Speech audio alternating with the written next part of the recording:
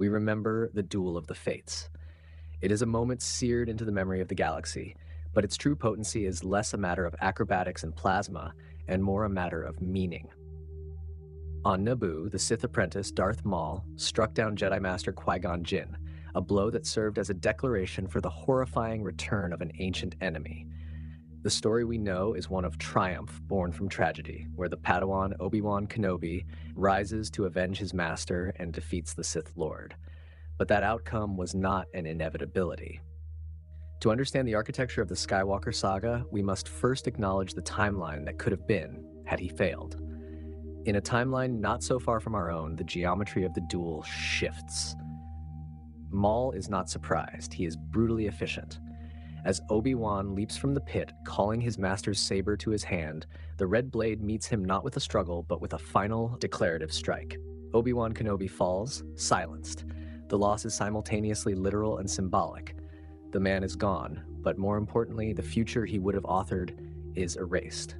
This single death becomes the catalyst, sending a shockwave through the Force that creates a new, darker narrative. Palpatine's grand design accelerates. This is the examination of what happens when Darth Maul defeats Obi-Wan Kenobi. The immediate aftermath is one of sheer, unadulterated victory for the Sith. On Naboo, Darth Maul stands triumphant over the bodies of two Jedi. He has not merely succeeded, he has exceeded his master's expectations.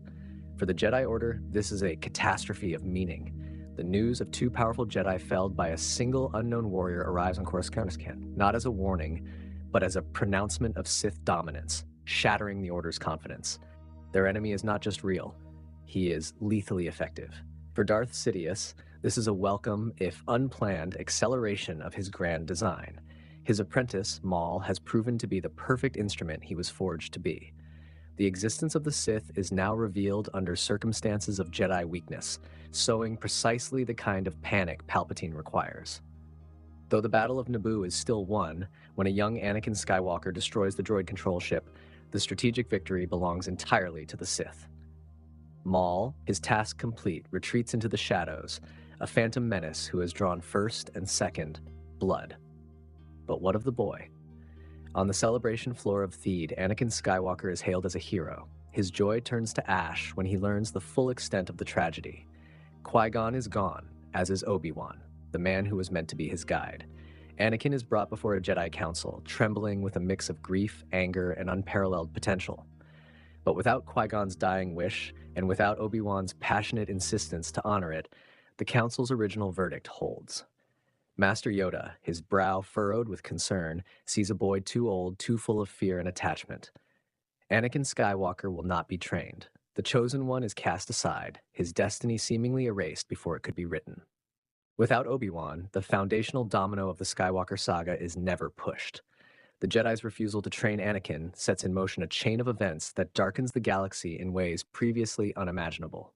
Anakin and his mother are eventually freed from slavery, a political reward for his heroism, and he remains on Naboo under the dual wardship of its new senator, Padme Amidala, and Chancellor Palpatine.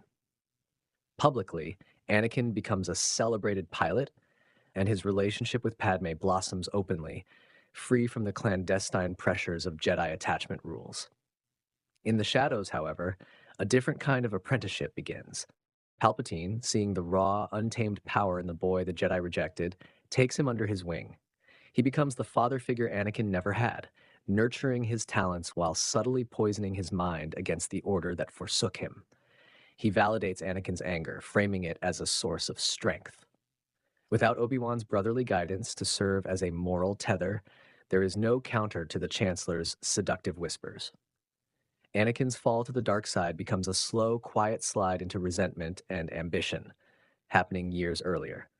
Meanwhile, Darth Maul continues to serve as his master's shadowy enforcer, a blade in the dark sent to consolidate power. He may even bring the galactic underworld under Sith control, not as a rival to Sidious, but as an extension of his will. Sidious, however, is already playing a deeper game. Even with Maul as his proven apprentice, Palpatine has been grooming Count Dooku, seeing his political influence as the necessary key to unlock a galactic conflict. Maul remains the hammer, but Dooku is the architect of the coming war. Before we witness the culmination of Palpatine's new architecture of ruin, We must pause and consider this fractured timeline. The question becomes less about what happened and more about what was lost. In a galaxy without Kenobi's guidance to serve as a tether, could any other figure have saved Anakin from Palpatine's grasp? Was a master like Mace Windu, or even Yoda, capable of providing the necessary balance? Or was the boy's fall, once set on this path, a matter of narrative inevitability? Continue the inquiry with us in the archives below. The Clone Wars still ignite, but their character is fundamentally altered. Count Dooku still forms the Separatist alliance, his public face that of a political idealist. Darth Maul operates as the war's invisible hand, a brutal specter whose actions are publicly condemned by both Dooku and Palpatine. Without the brilliant and unorthodox duo of Kenobi and Skywalker, the Jedi find themselves stretched thin and repeatedly outmaneuvered. The war is bloodier, more brutal, and the Republic pays a heavier price. Throughout this conflict, Anakin Skywalker is Palpatine's secret weapon.